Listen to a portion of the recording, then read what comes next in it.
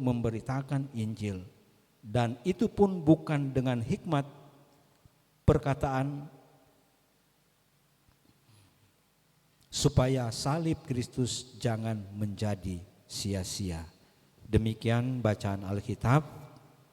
Sebelum khotbah, kita akan mendengarkan puji-pujian dari ruang lingkup Universitas Trinita. Kami mengundang dosen, staf dan mahasiswa untuk dan bersama dengan keluarga untuk membawa puji-pujian untuk tampil di depan. Kita membawa puji-pujian.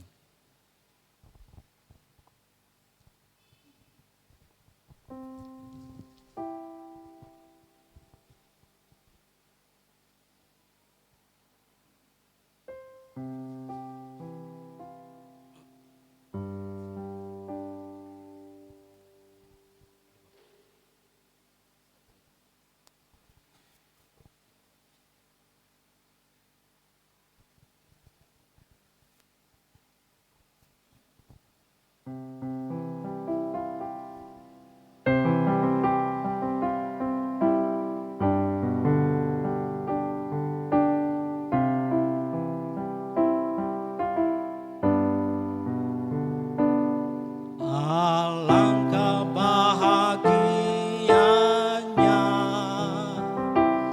hidup rukun dan damai di dalam persaudaraan, bagai minyak yang harum.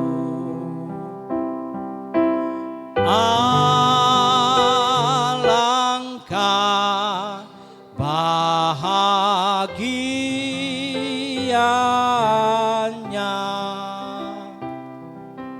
hidup rukun dan damai,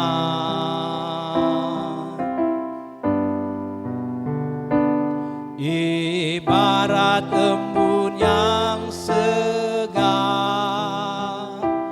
pada pagi yang cerah, laksana anggur yang besar, kan pemuas dahaga.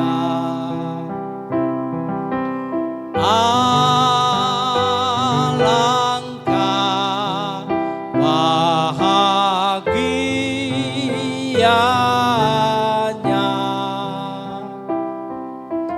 hidup rukun dan damai.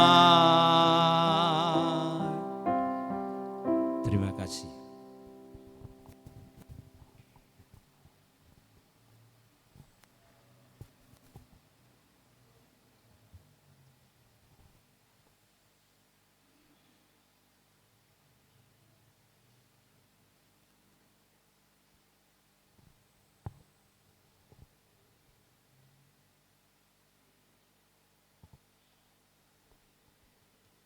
Selamat pagi saudara-saudara, salam damai sejahtera untuk kita sekalian. Salam. Selamat hari Minggu semua, juga yang mengikuti ibadah ini lewat kanal YouTube maupun Zoom meeting Gereja Fungsional Kampus Manado. Saudara yang kekasih dalam Tuhan, ada pertanyaan besar dalam kehidupan kita bergereja. Di akhir-akhir ini banyak orang yang bertanya, yakni apakah gereja dapat mati? Bukankah kepala gereja adalah Kristus? Nah, pertanyaan-pertanyaan ini saudara mengikuti berbagai kisah jatuhnya dan matinya gereja-gereja mega church di United States of America, di Amerika Serikat, dan di beberapa belahan dunia lain. Apakah gereja dapat mati? Yang bagaimanakah yang disebut gereja yang mati? The Dead Church. Karena itu judul khotbah saya pada pagi hari ini, saya berikan judul The Dead Church. Gereja. Apakah mungkin gereja mati? Bukankah gereja sudah ada 2000 tahun? Apa mungkin dia mati? Gereja yang kita maksudkan di sini adalah jemaat-jemaat, tetapi juga pribadi-pribadi yang adalah gereja. Ada lagu kan? Aku gereja, kau pun gereja, kita sama-sama gereja. Lalu apakah gereja dapat mati atau bagaimanakah yang dapat disebut the dead church? Saudara-saudara, istilah the dead church, gereja yang mati, muncul pertama kali dalam Alkitab. Coba Anda buka Wahyu 3 ayat 1. Wahyu 3 ayat 1. Berbunyi demikian. Dan tuliskanlah kepada malaikat jemaat di Sardis. Inilah firman Dia yang memiliki ketujuh roh Allah dan ketujuh bintang itu. Aku tahu segala pekerjaanmu, engkau dikatakan hidup padahal engkau sudah mati. Jemaat di Sardis, Tuhan katakan the dead church, gereja yang mati. Gereja di Sardis digambarkan di dalam kitab Wahyu sebagai gereja yang mati. Gereja ini tampak hidup. Gereja atau jemaat Sardis memiliki reputasi yang baik sebagai gereja yang hidup. Tampak bersemangat, bergelora secara rohani dari luar, tetapi secara rohani tidak bernyawa di dalamnya. Jiwa Kristus tidak ada di dalam jemaat Sardis. Gereja itu hanya Kristen dalam namanya saja. Hal ini mengingatkan kita pada teguran keras Kristus kepada orang-orang Farisi dalam Matius 23 ayat 27. Kepada orang Farisi Yesus mengatakan, engkau tampak indah dari luar, tetapi di dalammu penuh dengan tulang-tulang orang mati dan segala sesuatu yang najis. Bukankah itu kebanyakan dari hidup Kristiani kita? Di luar tampak mentereng, tampak saleh, hari Minggu ke gereja, ibadah-ibadah kolom cepat hadir, ibadah-ibadah fungsional cepat hadir, fakultas hadir. Tetapi di dalam dipenuhi dengan tulang-tulang orang mati dan segala sesuatu yang najis. Mungkin ini sangat keras gitu. Tetapi itu yang Yesus katakan kepada orang, itu yang Yesus katakan kepada jemaat di Sardis, the dead church, gereja yang mati. Dr. George Raymond Beasley Murray, seorang Kristen evangelis, dia doktor dari gereja baptis terkemuka di London dan sekaligus rektor Spurgeon College London, mengatakan demikian. The dead church adalah penampakan sebuah gereja seperti mayat.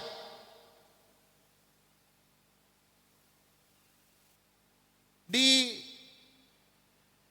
ruang atau di tempat di bangsal duka, di rumah duka. Jadi the dead church adalah penampakan sebuah gereja seperti mayat di rumah duka yang dihiasi indah. Ya betul ya. Semua jenazah-jenazah yang akan kita makamkan itu semua kita hiasi indah. Tetapi kata Murray, Tuhan tidak tertipu. Apa yang telah mati dari gereja adalah apa yang telah mati dari gereja itu, dan apa yang perlu dihidupkan kembali. Banyak gereja-gereja di dunia saat ini saudara, dan juga di Tanah Minahasa digemim. Tidak ada indikasi penganiayaan atau masalah dari kekuatan luar, hingga proxy war itu tidak mungkin terjadi. Tidak ada pula ajaran sesat di dalam gereja. Berbeda dengan beberapa gereja lain di belahan dunia lain. Banyak gereja yang tampak damai dan sesuai dengan ajaran agama. Segalanya tampak damai. Bahkan kelihatan gerejanya, jemaatnya terlalu begitu sempurna. Ibadahnya jalan. Oh, kalau ibadah kusuk, sepi, teduh, senyap. Ada yang penuh dengan hingar-bingar, penuh puji-pujian, nampak dari luar hebat dan luar biasa. Penampilannya bahkan ada penampilannya yang sesuai dengan ajaran kekristenan yang alkitabiah. Tetapi padahal gereja itu diam-diam berkompromi dengan kebenaran semu dan masyarakat dunia.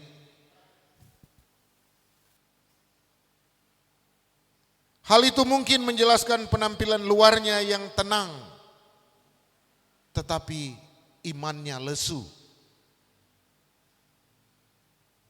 Shores Eldon Ladd dalam bukunya A Commentary of the Revelation of John mendefinisikan the dead church atau gereja yang mati sebagai sebuah gambaran kekristenan nominal. Gereja yang mementingkan angka.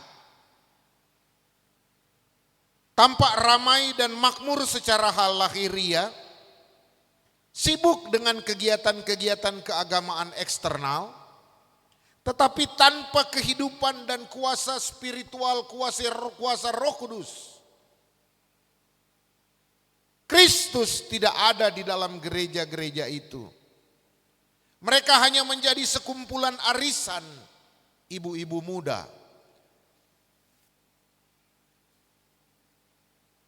Paulus sendiri pernah menggambarkan orang-orang Kristen atau gereja seperti itu dengan mengatakan bahwa mereka tampak cukup religius, tetapi menyangkal kuasa Allah dalam hidup mereka. 2 Timotius 3 ayat 5. Akibatnya gereja kemudian mati. The dead church. Mari kita belajar dari 1 Korintus 1 ayat 10 sampai 17 yang kita baca tadi. Apa ya, menurut Paulus apa yang disebut dead church? Saudara, jemaat Korintus di bawah pemerintahan kekuasaan Romawi, Korintus dibangun menjadi kota besar yang sangat besar di provinsi Akaya. Saya sering mengkhotbahkan di mimbar ini tentang jemaat Korintus, kalau saudara-saudara ingat. Penduduk Korintus sangat majemuk, merupakan campuran orang-orang Romawi, Yunani, dan Yahudi, dan pendatang-pendatang dari seluruh dunia. Dia menjadi pusat pertumbuhan ekonomi, the center of excellence di Eropa Timur Jauh waktu itu.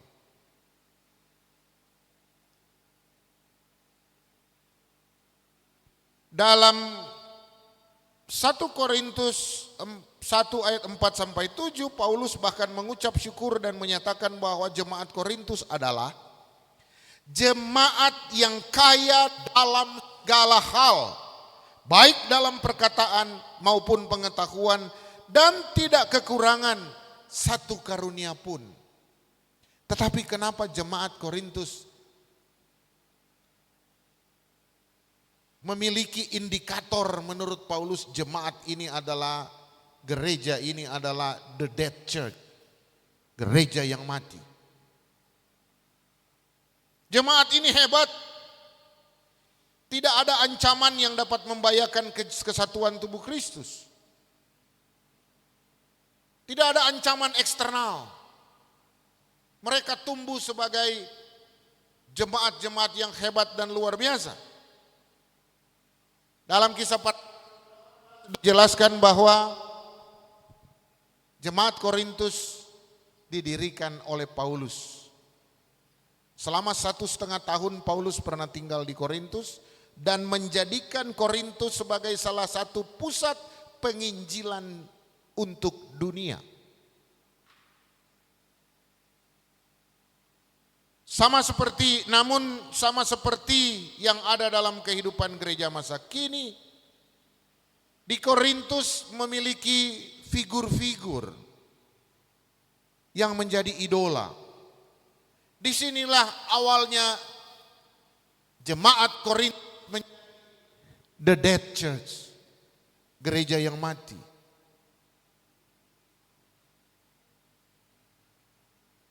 Golongan pertama menyebut mereka golongan Paulus. Golongan kedua menyebut mereka golongan Apolos. Memang setelah Paulus menginjil dan mendirikan jemaat Korintus, datang Apolos. Apolos orang Yahudi yang hebat. Saya pernah khotbah di mimbar ini juga yang sama ini, tentang Apolos. Orang terpelajar dari Alexandria yang bertobat dan mau mewartakan Injil. Dan dia pergi ke Korintus. Golongan ketiga adalah golongan Kefas. Golongan orang Kristen Yahudi yang masih mengenakan segala tradisi Yahudi dalam kehidupan kekristenannya. Golongan keempat adalah golongan Kristus. Mereka yang menitik beratkan pada kehidupan seolah-olah menggambarkan mereka memiliki hubungan yang sangat khusus dengan Kristus directly. Langsung mereka menyebut diri golongan Kristus. Aku bukan golongan Paulus, aku bukan golongan Apolos, aku bukan golongan Kefas, aku golongan Kristus. Siaran langsung. Dan karena itu mereka lebih menyombongkan diri dengan keberadaannya. Karena mereka menganggap bahwa mereka langsung dengan Kristus. Agama Kristen kasih karunia. Mengapa kelompok-kelompok ini terbentuk, saudara-saudaraku? Karena kekaguman pada orang tertentu.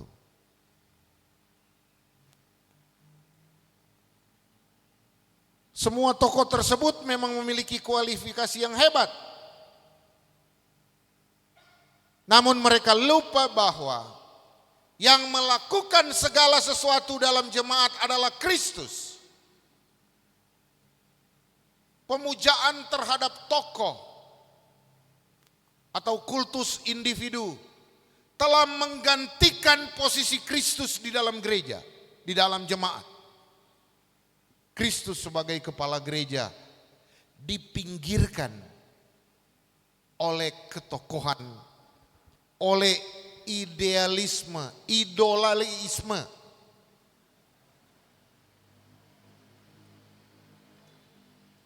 Muncul kemudian benih perpecahan. Saudara, inilah indikator pertama the dead church kata Paulus. apabila di dalam sebuah jemaat, di dalam sebuah gereja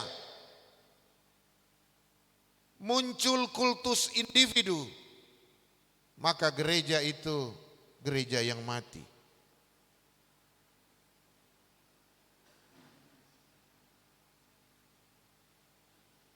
Mari kita lihat sedikit bukti tentang bahayanya idolaisme dalam gereja itu. Hope City Church di Houston, Texas, tahun 2022 hampir tutup. Mega church di Amerika, pengikutnya ratusan ribu orang, ada yang sampai jutaan. Pastor Jeremy Foster mengundurkan diri setelah mengaku berselingkuh. Gereja ini kemudian rubuh. Karena apa? Karena jemaat itu hidup dengan melihat Jeremy Foster. Kristus dipinggirkan. Ketika Jeremy Foster bermasalah, rubuh nih gereja. Gereja besar di Houston, Texas. Cerita yang paling menyedihkan adalah cerita-cerita anak muda dari Amerika ketika gereja, salah satu gereja terbesar di Amerika, gereja anak-anak muda di Amerika rubuh. Hillsong, New York City, tahun 2020. Rubuh ketika Carl Lentz, pastor yang sangat terkenal melayani anak-anak muda di Amerika, mengaku bahwa dia berselingkuh. Mengapa? Karena mereka melihat Carl Lentz, bukan melihat Kristus. Cathedral of the Holy Spirit di Atlanta, Georgia. Uskup Earl Paul terlibat skandal seks berskala besar selama bertahun-tahun. Gereja episkopal raksasa ini hancur, saudara-saudara, karena tokohnya rusak dan hancur. Discovery Church di Orlando, Florida, 2013. Pendeta David Loveless mengundurkan diri setelah mengaku berselingkuh yang menyebabkan guncangan besar pada gereja tersebut. Rubuh. The Dead Church. Ketika idola-idola jemaat masuk di dalam sebuah gereja, maka gereja itu dead church, gereja yang mati. Karena bukan Kristus lagi menjadi sentrum, menjadi pusat gerakan gereja, tetapi tergantung pada tokohnya. The dead church. Saudara, Paulus memang mengajak kita untuk seia sekata, supaya erat bersatu dan sehati sepikir. Tetapi jika pola berpikir kita masih tergantung kepada para pelayan jemaat, para pendeta jemaat, para pimpinan sinode, maka Gemim akan menjadi the dead church. Gemim tidak boleh tergantung kepada siapapun. Gemim hanya bergantung kepada Kristus sebagai kepala gereja, Tuhan dan Juru Selamat. Baru gereja ini menjadi kokoh, menjadi kuat. Kita hampir rubuh waktu lalu.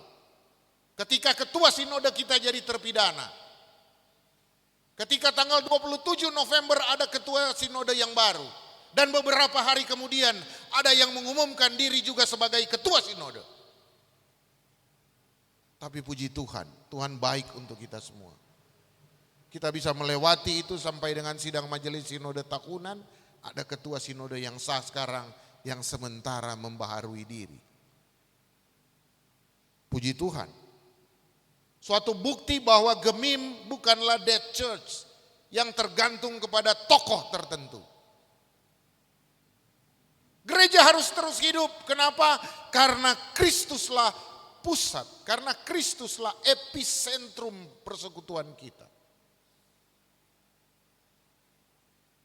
Kita dapat mengambil kesimpulan dari uraian Paulus ini bahwa gereja yang mati dapat disebabkan karena 3 hal besar yang lain. Yaitu pertama, skisma. Perpecahan, perselisihan. Ayat 10. Perpecahan itu skisma. Bahasa Yunaninya skisma. Mengapa? Karena gereja menjadi milik, seolah-olah milik kelompok eksklusif tertentu. Gereja menjadi milik partai tertentu. Ketika gereja terjebak dalam eksklusivisme, maka gereja itu disebut gereja yang mati, the dead church.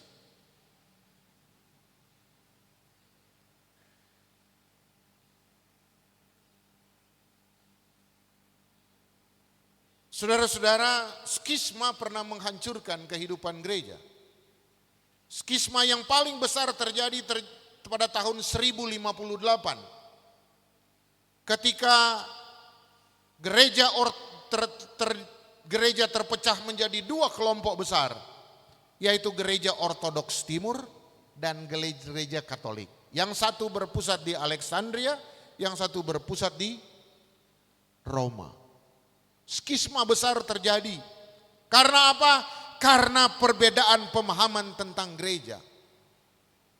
Karena tokoh-tokoh yang disebut uskup waktu itu terlalu dominan.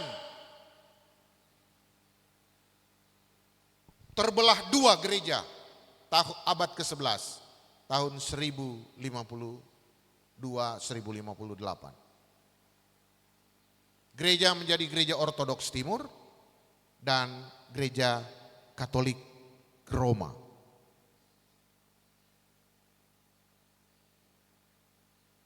Perpecahan itu masih terus berlangsung dan berpuncak pada tahun 1518 ketika gereja Katolik terpecah menjadi gereja Protestan dan gereja Roma Katolik.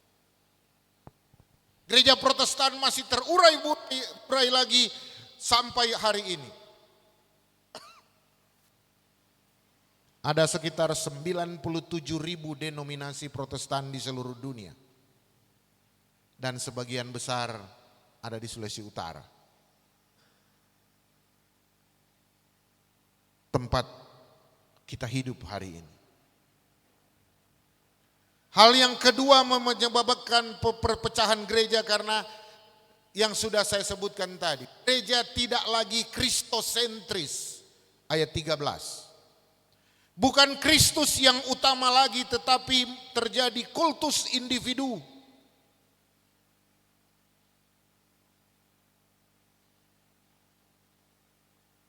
Paulus mengajak kita untuk berpikir dan berpola kristosentris. Berpusat kepada Kristus. Supaya kita tidak menjadi gereja yang mati. Yang ketiga, gereja yang mati adalah gereja-gereja modern saat ini yang meninggalkan salib. Ayat 17. Sebab Kristus mengutus aku bukan untuk membaptis tetapi untuk memberitakan Injil, dan itu pun bukan dengan hikmat perkataan, supaya salib Kristus jangan menjadi sia-sia. Teologi salib sekarang tidak laku di dunia. Teologi penderitaan tidak laku di dunia. Apalagi di kalangan anak-anak muda. Tidak laku.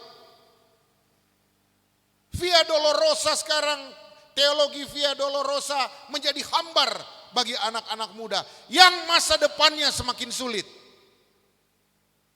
Pikul salib menjadi istilah aneh bagi banyak orang di dunia postmodern. Yang berkembang kemudian apa? Prosperity teologi, teologi kemakmuran. Injil dijual murah, kasih karunia dijual murah. Dengan jualan, kalau kamu bertobat, kamu akan dapat pekerjaan. Kalau kamu bertobat, kamu akan makmur, bisnismu akan diberkati. Prosperity teologi yang paling laku sekarang. Gereja-gereja mainstream kayak kita ini ditinggalin oleh banyak orang di seluruh dunia. Kenapa? Karena anugerah itu menjadi the cheap grace, anugerah murahan. Salib tidak laku lagi di dalam kehidupan gereja-gereja. Pikul salib, menderita bersama mana mau anak-anak muda di seluruh dunia. Orang-orang di dunia posmo, gak mau. Mau ikut Yesus, tapi gue mesti senang, gue mesti hebat, gue mesti dapat jabatan. Kalau enggak, saya enggak mau ikut Yesus. Salib meninggalkan gereja. Itulah gereja yang mati sesungguhnya. Amin.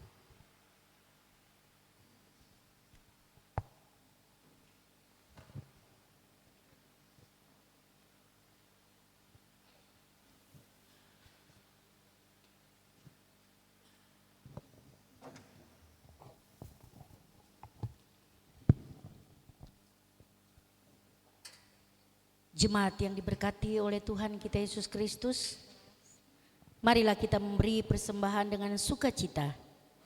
Nas persembahan dalam Mazmur 50 ayat 33 berkata, siapa yang mempersembahkan syukur sebagai korban, ia memuliakan aku. Siapa yang jujur jalannya, keselamatan yang dari Allah akan kuperlihatkan kepadanya. Persembahan jemaat dapat disalurkan melalui rekening BNI nomor 11122280003 atas nama Gemim Fungsional Kampus. Persembahan jemaat yang berada di gedung gereja saat ini dapat dibawa di kotak persembahan yang telah disiapkan. Sementara kita memberikan persembahan, kita menyanyi dari Kidung Jemaat nomor 450, Hidup Kita yang Benar.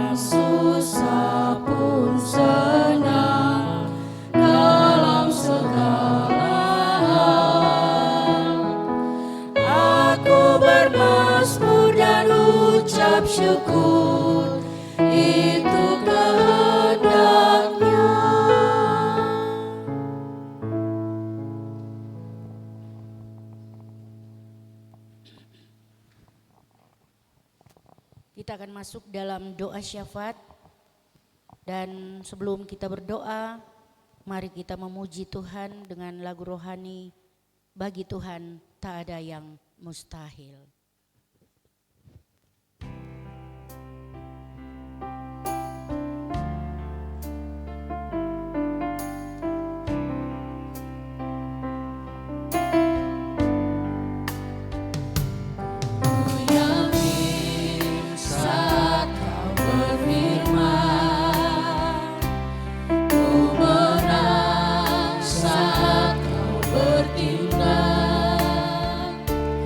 Hidup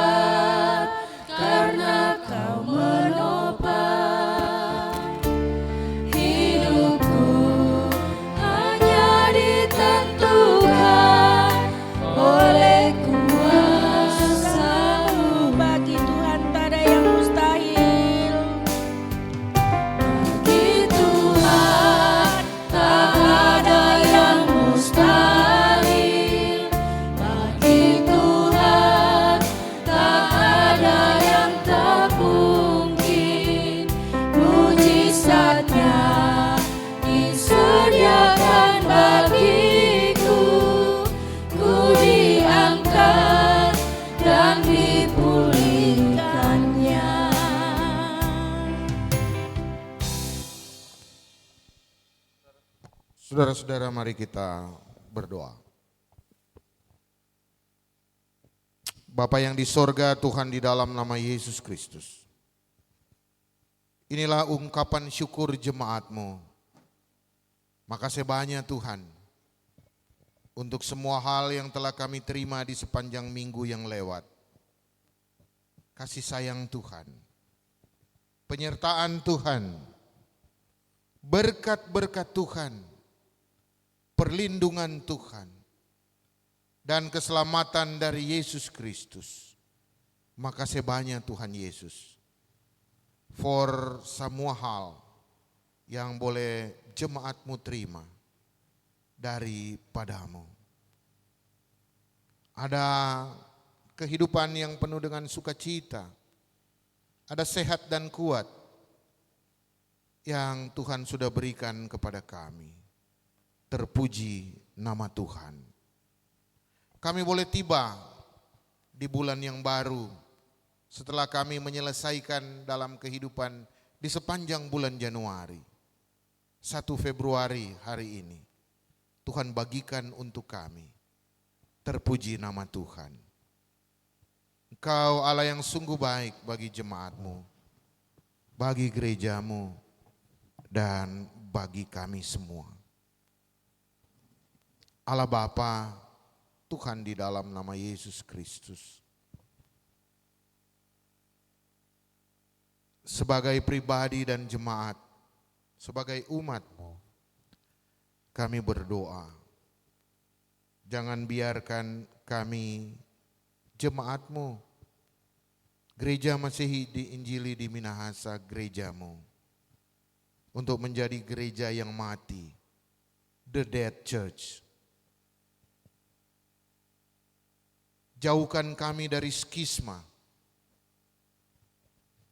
perpecahan dan pertentangan. Jauhkan kami dari membuang Kristus sebagai kepala gereja. Tetapi biar di dalam gereja kami, Kristus adalah pusat kehidupan kami. Dan segala sesuatu diarahkan untuk kemuliaan Yesus Kristus, Tuhan dan Juru Selamat kami. Dan jangan biarkan kami melepaskan salib Kristus sebagai bagian utama daripada pemberitaan Injil di dalam kehidupan jemaat-Mu, gereja-Mu di tengah dunia ini. Kami tidak ingin menjadi gereja yang mati ya Tuhan. Kami ingin menjadi gereja yang hidup, gereja yang menjadi saksi Kristus, bahwa Kristus diam di dalam aku, di dalam kami, dan kami diam di dalam Kristus, dan hidup di dalam Kristus. Jangan biarkan kami terjebak dengan idola-idola para pemimpin gereja yang baru. Supaya gereja-Mu berakar kuat dan kudus dan menjadi gereja masa depan untuk banyak bangsa dan semua orang. Ya Allah, ya Tuhan kami. Karena itu kami mau berdoa untuk gereja Masihi Injili di Minahasa. Gereja yang Tuhan tempatkan di Sulawesi Utara. Gereja kami yang baru melewati masa-masa kritis dalam kehidupan sinodal. Kini perlengkapi semua badan pekerja majelis sinode sampai kepada para pelayan di jemaat kami. Semua boleh hidup seia sekata. Semua boleh hidup dalam satu tubuh, satu roh, satu Tuhan, satu iman, satu baptisan, satu Allah dan Bapa dari semua. Tolonglah kami Gereja Masihi Injili di Minahasa untuk dapat melewati hari-hari penuh perjuangan ini Biarlah Roh-Mu yang kudus selalu menjaga dan memelihara gereja Tuhan ini, supaya tidak terhempas dan tercerai-berai. Kami yang berdoa untuk jemaat-jemaat yang sakit dan dalam pemulihan, para janda, dunda, fakir miskin, dan anak-anak terlantar di sekitar kami, di jemaat-Mu ini, jemaat gereja fungsional kampus. Kami khusus mau berdoa untuk Ketua Badan Pekerja Majelis Jemaat, Pendeta Joyce Tamtomo Wokas yang sakit, Penatua Dr. Modi Rondonuwu, dan jemaat-jemaat kami yang sakit dan dalam pemulihan. Tuhan kasihanilah saudara-saudara kami ini. Berkati makanan dan obat-obatan yang mereka makan dan minum. Untuk darinya mereka beroleh kesembuhan. Yang sakit dipulihkan. Yang dalam pemulihan Tuhan sempurnakan. Agar mereka dapat bergabung, bersyukur bersama kami dalam persekutuan jemaat untuk memuliakan, memuji, dan membesarkan nama Tuhan.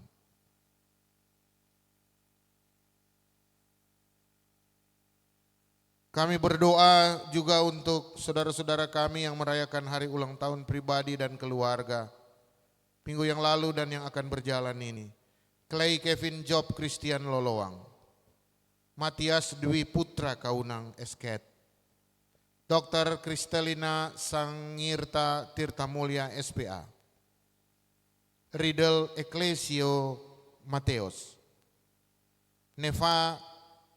Nedavia Kemerli Solang,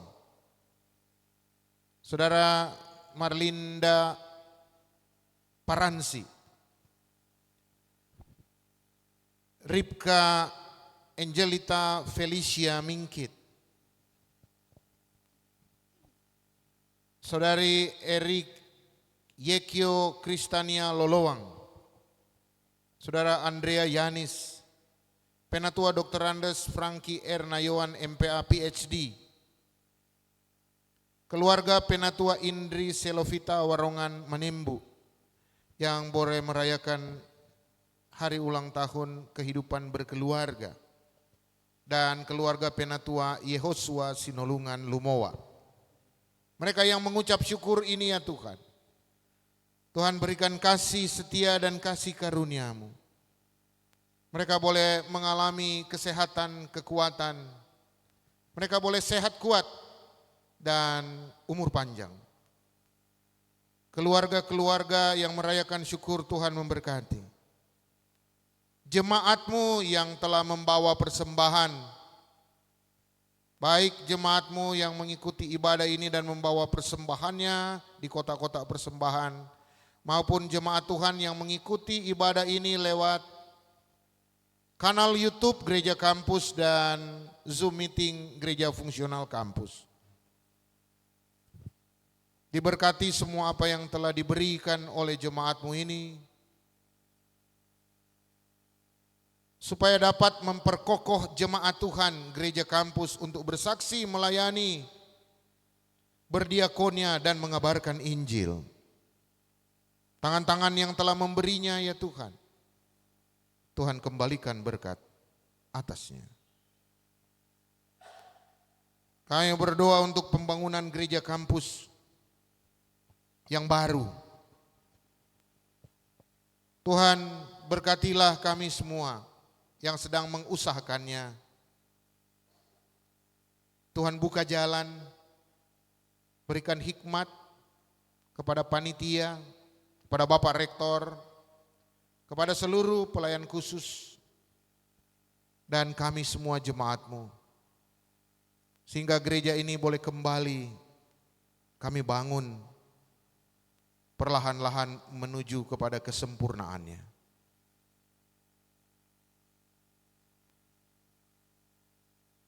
Hamba-Mu mau berdoa untuk jemaat-Mu yang hadir dalam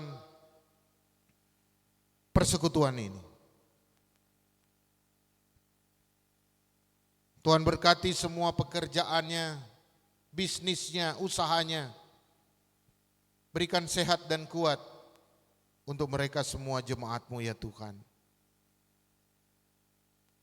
Tambah-tambahkan cinta kasih dalam kehidupan keluarga, suami istri, anak-anak. Boleh saling lebih mengasihi, saling membagi diri, memberi diri untuk saling melayani seorang akan yang lain.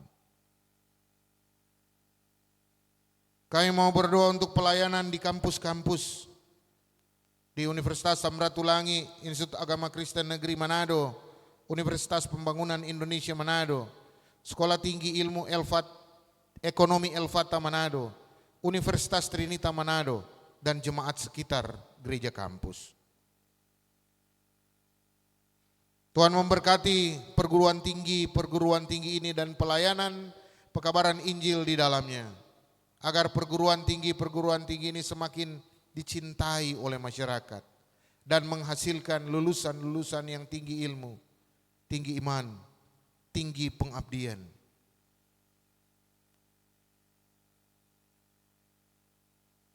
Kami berdoa untuk Rektor Universitas Samratulangi Manado dan keluarga, Profesor Dr. Insinyur Octavian Berti Alexander Sompi, Master Engineering. Tuhan berikan dia hikmat sebagai pemimpin di Universitas Samratulangi. Tuhan jaga dia, lindungi dia dan dikuduskan, agar dari dalam pengabdiannya dan pekerjaannya ini dan jabatannya ini, Universitas Samratulangi akan semakin hebat, semakin unggul, dan membuahkan karya nyata untuk bangsa dan negara. Kami berdoa untuk para wakil rektor, para pimpinan universitas, para diak, para dekan, wakil dekan, para dosen, para guru besar, para mahasiswa dan tenaga kependidikan. Tuhan, berkatilah kami semua. Jagalah, lindungilah semua lembaga-lembaga, universitas-universitas dan perguruan tinggi ini, agar semua semakin sejahtera, semakin damai, dan hidup bersama untuk memuliakan Tuhan. Ini doa kami semua ya Bapa. Kami berdoa di dalam nama Yesus, Tuhan dan Juru Selamat kami. Amin. Saya jemput kita semua untuk berdiri. Bapak Ibu Saudara jemaat yang diberkati oleh Tuhan kita Yesus Kristus, ketika kita boleh berada di bulan kedua di tahun 2026, itu hanya waktu yang dianugerahkan Tuhan oleh kita sekalian. Untuk itu marilah kita mengisi kehidupan kita dengan mengasihi sesama, dan tentunya juga kita akan hidup kasih mesra dan rukun bersama dengan saudara-saudara seiman. Sambil kita menyanyi dari NKB nomor 211 ayat 1 dan 2, pakailah waktu anugerah Tuhanmu.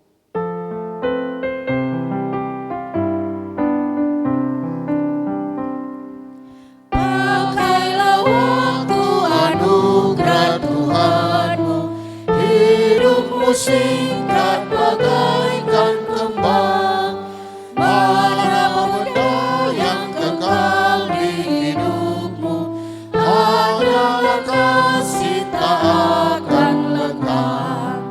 Tiada yang bangga di dalam dunia, segala yang indah pun akan lenyap, namun kasihmu demi Tuhan Yesus sungguh bernilai dan tinggal tetap. Janganlah sia-siakan waktumu. Janganlah sia-siakan waktumu. Hibur dan tolonglah yang berkeluh. Biarlah lampumu terus bercahaya, mulia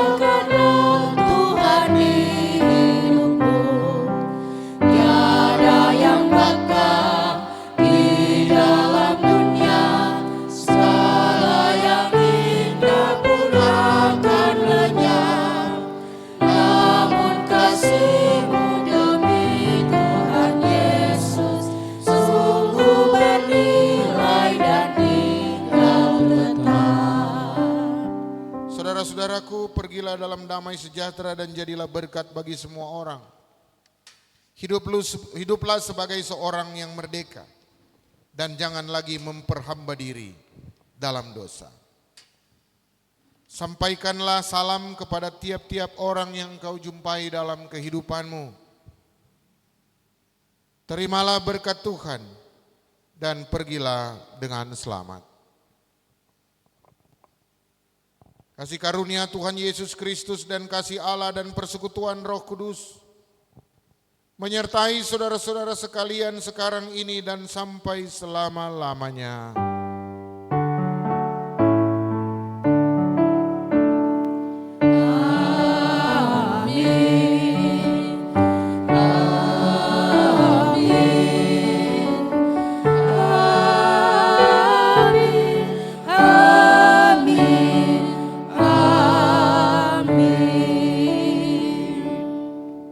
Selamat hari Minggu semua, silakan duduk untuk saat teduh. Tuhan memberkati kita semua. Selamat hari Minggu untuk saudara-saudara yang mengikuti ibadah ini lewat kanal YouTube Gereja Kampus.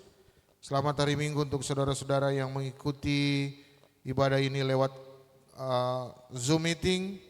Dr. Alfian Ratu, selamat hari Minggu. Enci Sintia Wisan, Dr. Wulan Kaunang, Dr. Edi Toringan dan keluarga, Dr. Grace Korompis dan keluarga, Pak Gustaf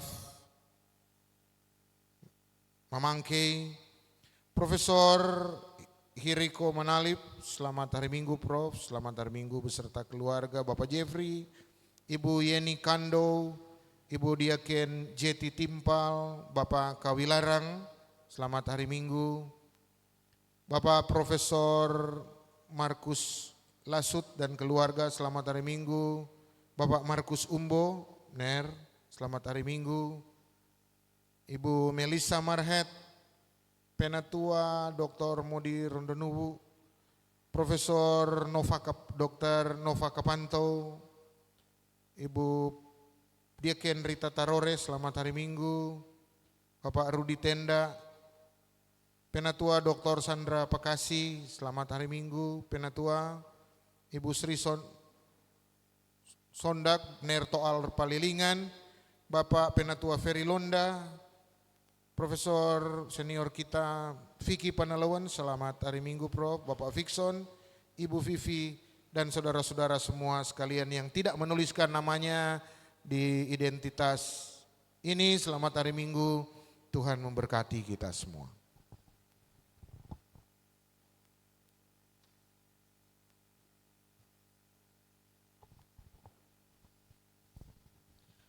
Terpujilah Tuhan kita Yesus Kristus yang telah menyertai persekutuan ibadah kita di pagi hari ini. Atas nama seluruh Badan Pekerja Majelis Jemaat menyampaikan terima kasih kepada seluruh pelayan hari ini, Kadim Bapak Pendeta Reki Pitoi Tapuama STH MA, bersama tim ibadah kreatif seluruh pelayan khusus, tim doa, tim multimedia, pemain musik, kantoria, pegawai, dan kostor yang telah melayani di ibadah pagi ini.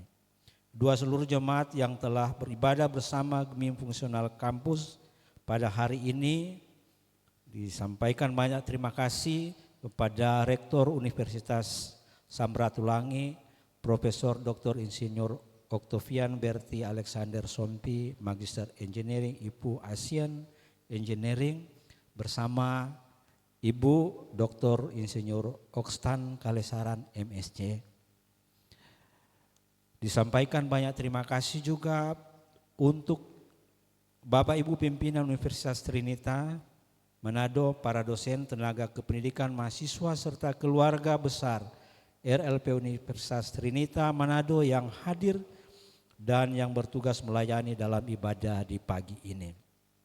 Semua jemaat yang mengikuti ibadah secara langsung di gedung gereja maupun secara virtual melalui Zoom dan kanal YouTube. Kemudian ucapan terima kasih kami sampaikan kepada semua donatur yang telah menopang pelayanan dan pembangunan Gemim Fungsional Kampus Manado. Tuhan senantiasa membuka pintu berkat untuk Bapak, Ibu, dan saudara-saudara semua. Warta ulang tahun atas nama pelayan khusus dan seluruh jemaat MIM Fungsional Kampus Manado mengucapkan selamat kepada Bapak, Ibu, saudara-saudara yang merayakan hari ulang tahun kelahiran dan ulang tahun pernikahan pada sepanjang minggu yang telah berjalan, di antaranya Clay Kavinjob Kristen Lolowang tanggal 25 Januari 2026, Matias B. Putra Kaunang Esket tanggal 26 Januari, Dr. Kristelina Sangirta Tirtamulia SPA tanggal 27 Januari, Riddle Ecclesio Mateus tanggal 29 Januari, Nedavia Kemerli Solang tanggal 29 Januari, Merlinda E. Paransi tanggal 1 Februari 2026. Dan kepada semua anggota jemaat yang merayakan hari ulang tahun pribadi maupun keluarga yang belum tersebutkan namanya, Tuhan Yesus sumber berkat kiranya menyertai dan melengkapi sukacita iman Bapak, Ibu, saudara-saudara. Kemudian Sabtu berdoa, diundang seluruh jemaat yang rindu berdoa bersama untuk mengikuti program Sabtu berdoa yang dilaksanakan oleh Komisi Pelayanan Doa dan Penginjilan setiap pukul 7.00 sampai 8.00 secara daring melalui Zoom meeting. Zoom ID Sabtu berdoa akan dibagikan melalui WhatsApp grup Jemaat Fungsional Kampus.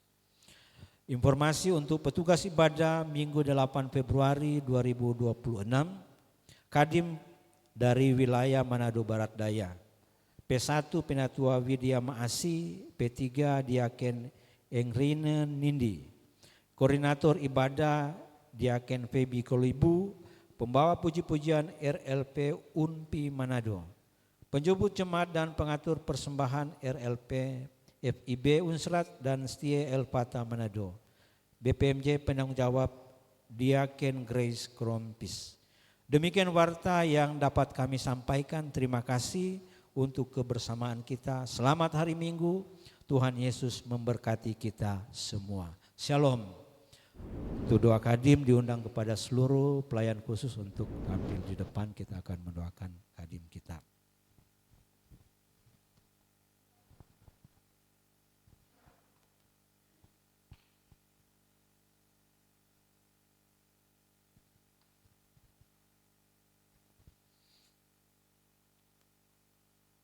Jemaat yang diberkati Tuhan, mari kita berdoa.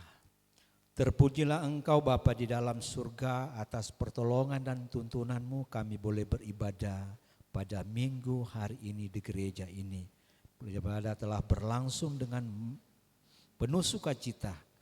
Kami yakin dan percaya semuanya itu terjadi oleh karena tuntunan penyertaan Tuhan.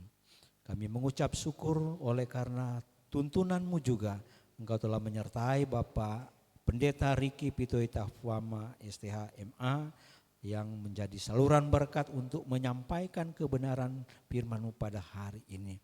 Engkau terus memberkati dia bersama dengan keluarga dalam aktivitasnya, memberkati pelayanannya juga Tuhan. Sehat-sehatkan, kuatkan, berkati keluarga ini.